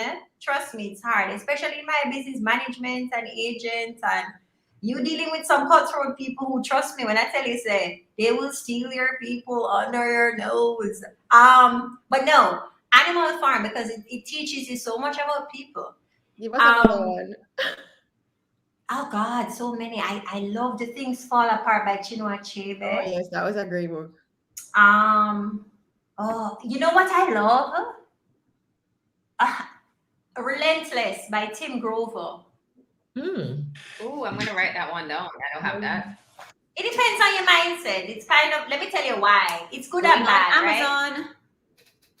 Yeah, it's So during my work days now, I do a lot of audiobook listen throughout my work days. So that's one that I've done. And he's the trainer for Michael Jordan and Kobe Bryant. And what it tells you is how you really have to deal with business and how they won. Because believe me, sometimes you have to be very relentless to get to where you want to get to. I think so he gives relentless and not in a bad way, because sometimes people like to say resilient because resilient sounds like nicer. It depends. I have a little secret to tell you about the sports world, right? And this is something that I don't personally do. Because as a woman, I think we tend to think a little differently sometimes. In the sports world, sometimes somebody told me this once where I said, I need a good sports psychologist. And they said, why? Whoever it is, don't fix them. And I said, what do you mean? And they said, don't fix them, Tanya. The minute you fix them, they stop winning. And I said, you serious? And they said, yeah. That person had a very, very good athlete on their hands. And they said to me, you think he would win if we fixed him? It sounds crazy, but it's true. When you read Relentless, you know what he'll tell you? That Michael Jordan really didn't like other people to win. But that's why he won. And Kobe Bryant wanted to be better than everybody else. But that's why he achieved success where now his wife just reaped the benefits of a $5 million deal in his death about water company that he had invested in many years ago that's now worth how much million. But you don't get there without being relentless. It has to be tunnel vision mindset, putting it in. Which I said, some of that I would take away because I think, now I'm talking with the idea that you should also try and achieve balance, Yeah. Because look at Kobe. He did well in his career, but I don't know how much family time he had. I know he's not here. Yeah. And I think that is the lesson that, as you are driving towards your goals, and I said it earlier, you still have to ask yourself the question, if I were to go, who are the people that their lives, I always say to people, who are the people that are going to actually leave from the church and go up a Dovecot? And it's not a lot of people. It's just a few people. And how much have you actually invested in them? How much of yourself have you actually given to them? We would come to Dovecot, Rashid. I know that. I'm investing some of the people that have given a lot of time to society don't really have a lot of time for themselves. So, for example, a pastor, somebody who works in the theological field, and I've seen it firsthand. They will spend so much time dealing with the congregation and issues related to that. A lot of times their own lives, because it's service, right? It's the same thing in my field sometimes too. Sometimes I'm dealing in areas that I never thought I'd be doing. Like January this year, I was tearing out my hair because you know what Tanya was doing? I was negotiating with the Jamaica Football Federation. How did I end up there? I had an athlete who was on a call that was made public in a negotiation over his money. I don't want his brand involved in that. So I'm going to step in the gap. It's something that happens sometimes. I'm going to just step in that gap and take this. And that's my act of service because the players needed somebody to stand in the gap for them. Yeah. And that's sometimes what happens because at the end of the day, I guess, when I pass, I want my scroll to read that I made a difference in the sports space. And I would have elevated how we did a couple of things. That's something that I'd be happy to know that I did. And you're already doing that. And be recognized for. Yeah. You're already doing that. Yeah. Something totally unrelated, but when you mentioned the little matchstick girl or the little match girl, like it brought back this swarm of memories from us as children reading all those Hans Christian Andersen fairy tales that really were like some hardcore fairy tales, like they were not like nice fairy tales, like they were a little dark. So yeah, and let me tell you, I kind of want, they all had a very strong moral to the story. Yeah. But now I kind of want to like read all of them again at this age, like yeah. Well, the little match girl is kind of a dark one because it's a little girl who didn't have much. I think she was an orphan if I remember it well, but she remembered her grandmother. It's very sad. But you know what it is though? like I said, I think it's when parents are trying to do the best by their kids.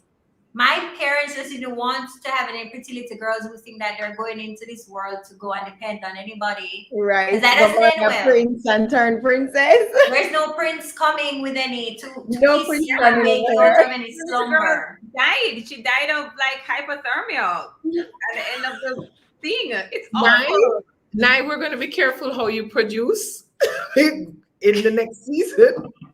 But you know, it's funny because last week I started reading Animal Farm again. And I read it probably every 10 years because like it comes up anytime anything is so changing in relevant. the world. I It think is I'll not, come I in think- and and when read I it look back, again. reading it at 12, it was not necessarily the most appropriate form of literature for us. We didn't get it. And it is loaded. Like there's a lot to unpack.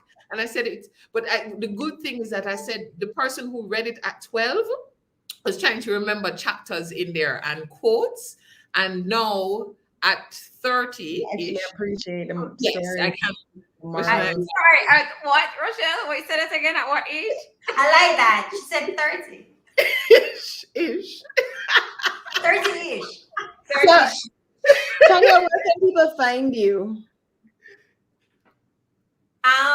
In terms of socials, oh, there we go. So I'm so sorry, I hardly update my Leap marketing page. As I mentioned, I got very private with my work. That's poor. It's like, well, it's the relentless side of me. Read Tim Grover's book. I'm like, if they can't see the trail, they can't beat it. But you can follow me at Tanya Lee.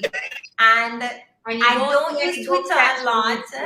You won't see any books that she reads on that page, just so you know from now. Actually, I think, you know what I do? I think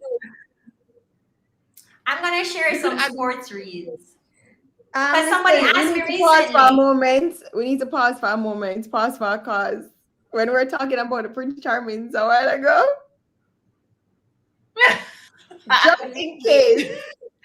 Just in case. Nick, in case you didn't know, we acknowledge. By the way, Nikki's my, I don't know if I said it before, Nikki's my Sentius big sister, and she's a real big sister, because Nikki will grab me sometime and say, Tans, what we doing about so-and-so? And girl, we grab Nikki regular, so nobody make her tell you nothing here. We grab Nikki regular, so anytime you need some backup, just call us.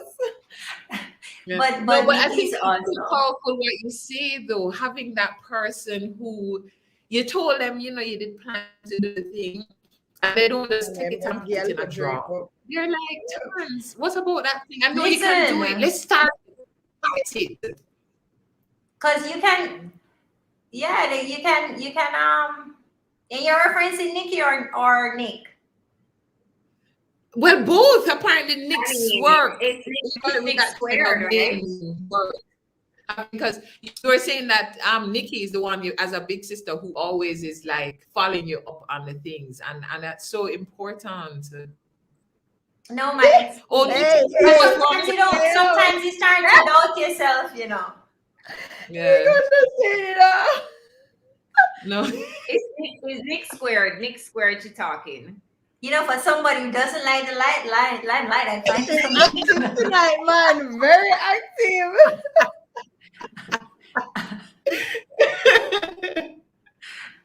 But I'm gonna read it. I'm gonna get Ajani to read it as well. I think he would enjoy it. Yeah. I think it's you know, as Muhammad just made a reference to Animal Farm. All animals are equal, but some are more equal than others. It's good to know the animals on the farm. Yeah. Yes. Yeah.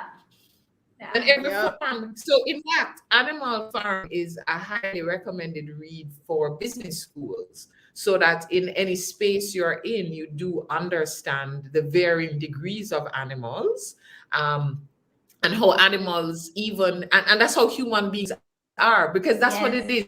It's like a story about human beings, but you really don't get it until you meet some of the animal them in real life. Like when you meet the animal them and you say, is a farm really depend? God Almighty, is a farm. And if you're a woman in sports, you might be, if you're a woman in sports, you might be working with a boys club, you know? So Right. Yeah, it's helpful. Yeah. Yeah. Tanya, thank you so much. But Literally. Tanya, You're I think wonderful. you should also go on your page, because I think, even reading, a lot of people don't, we almost have to bring back the lost art form of reading. And I'm glad you say you do audiobooks now, because I was a purist with reading. But nowadays, it's an audiobook matter rock with in the Listen, car while I work. Yeah, I was a big nerd. Let me tell you how bad it was, right? So we were such big readers that every summer I remember you spending a lot of time. I spent 9 years growing up in Spanish Town, and everybody at St. Catherine Parish Library knew me because I was there every day. Me and my sisters.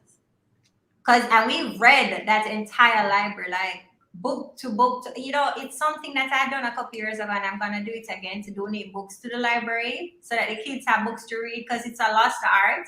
But I remember we were so engrossed in it that I remember the librarian calling me one day, because TVJ used to have this program where they used to have little readers, and I was always represented for St. Catherine. And she called me one year and she said, "Tanya, just sit it out this year, and give somebody a chance."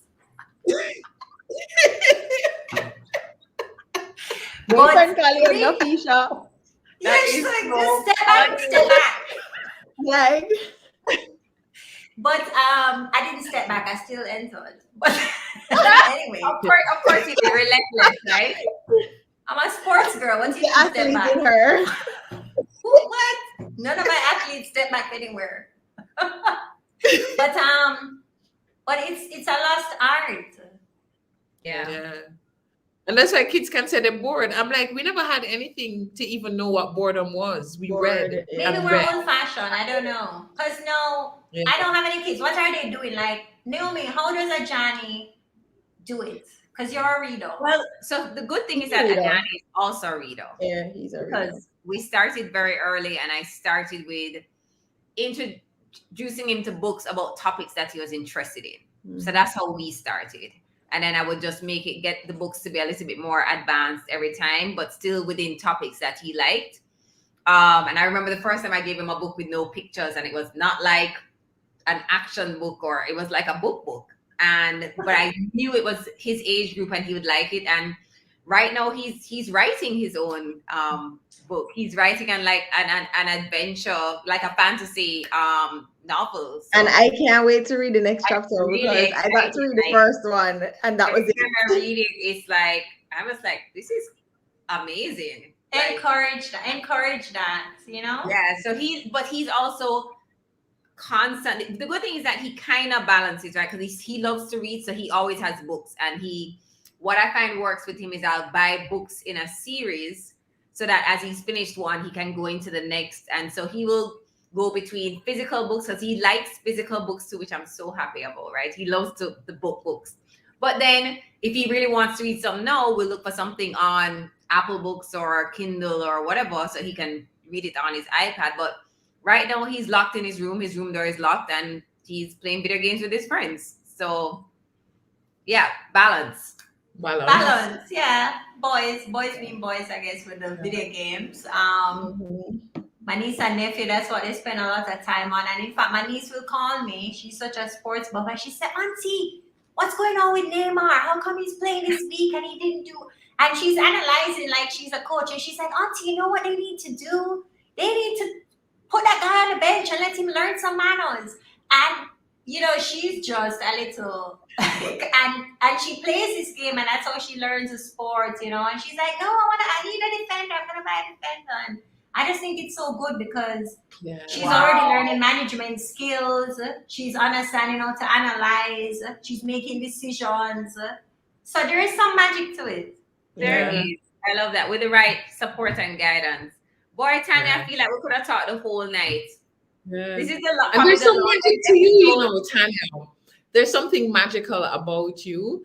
I think the thing that just stood out for me tonight is that you do not dim your light. You let your light shine. And I think her parents must be proud. Her sisters must be proud. And her friends must be proud, as we are proud And of we you. know Nick, we know Nick Squared. We We know, know Nick we Squared know. is proud too. Nick is proud.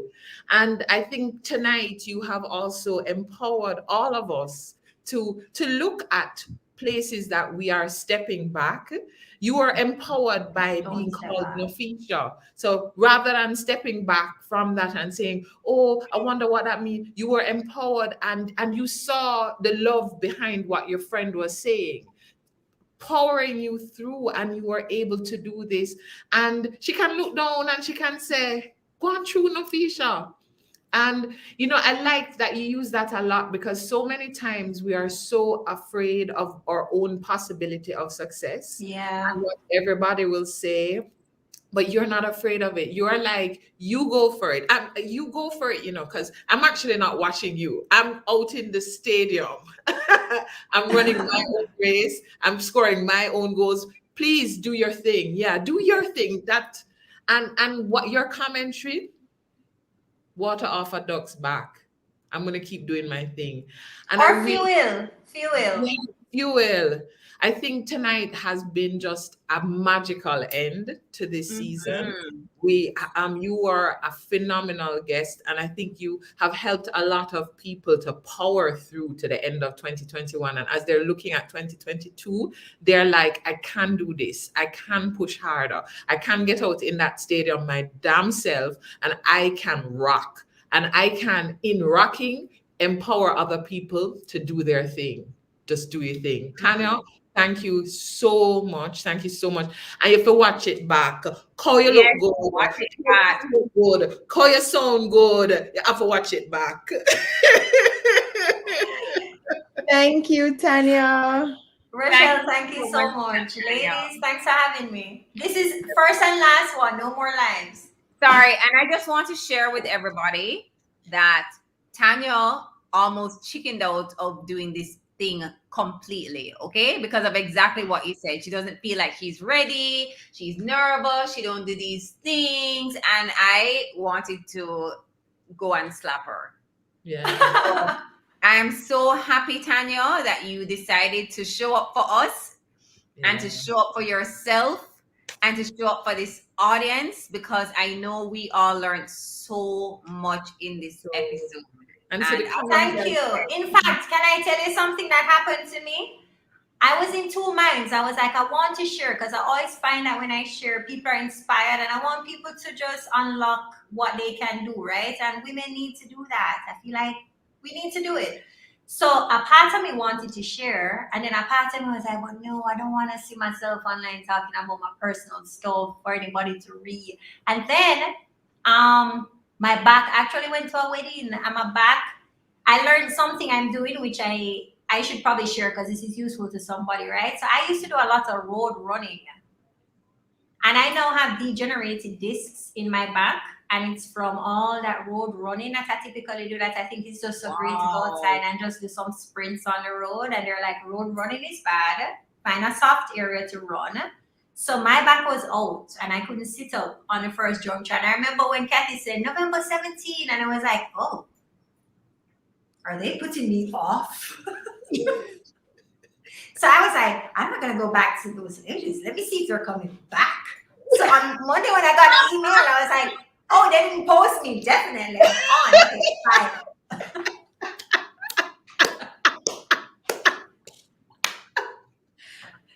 I was like, I'm not reaching back out, but it better call. I'm just gonna wait and see, like, who's on. Oh, that is so funny.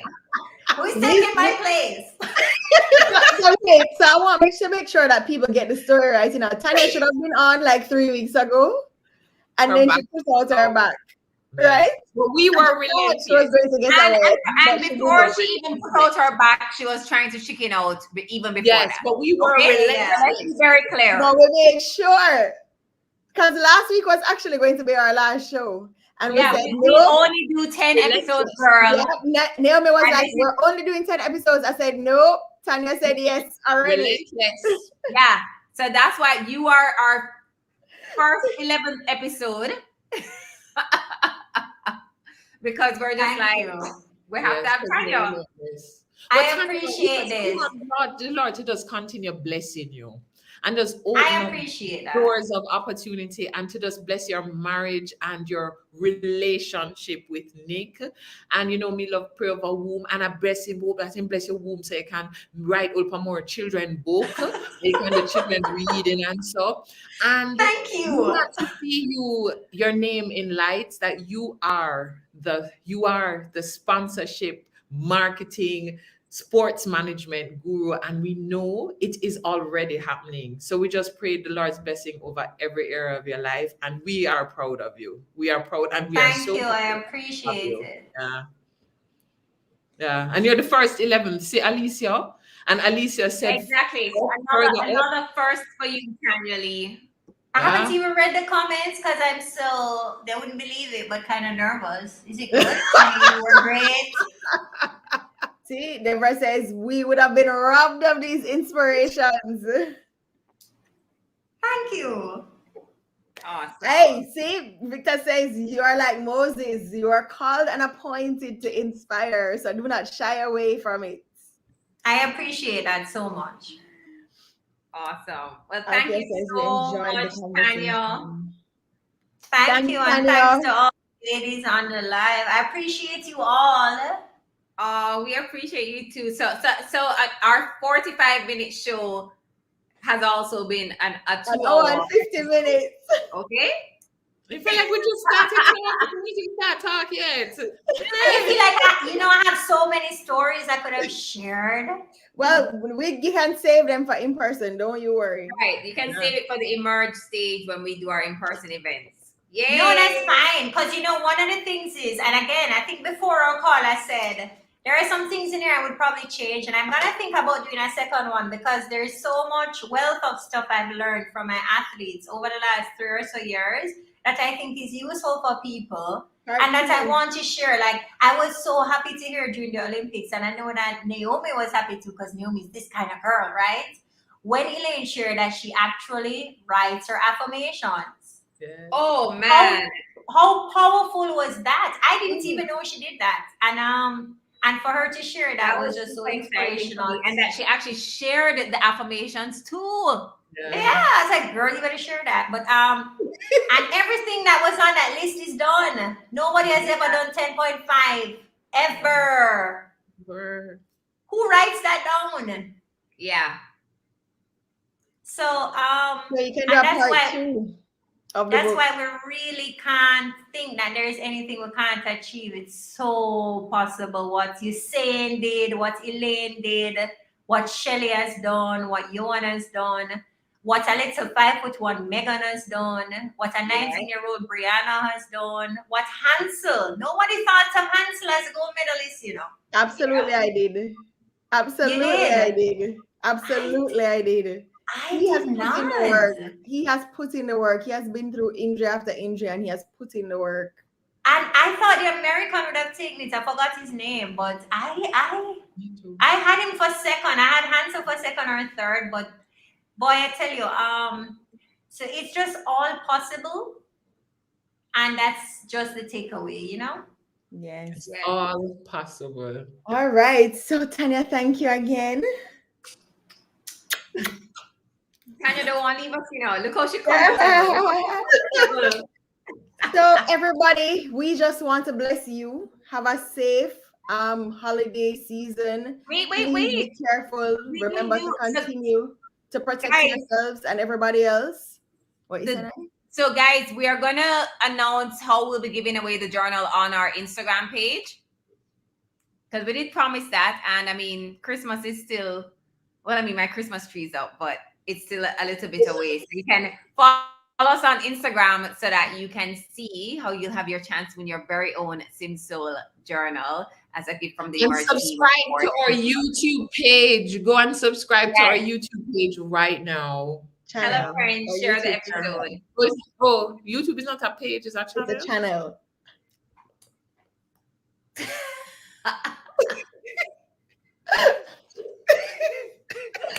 And guys, we have some more things happening before the end of this year. So follow us on all our social media platforms to see what's going on. Yeah. We bless you. And we just pray that everybody has a safe holiday filled with lots of time with your loved ones. Continue to protect yourself and each other. And we will see you soon. And remember See you that soon, your presence is the best present that you can give over this season. Don't worry about all the things under the tree. Sometimes we put the things under the tree and nobody sees. Rochelle's birthday is coming up, so we're going to have to look out for Rochelle. Rochelle, please drop what date your birthday is so that we can properly hail you up on your birthday. But guys, this is this is 2021. It's been almost 2 years of COVID.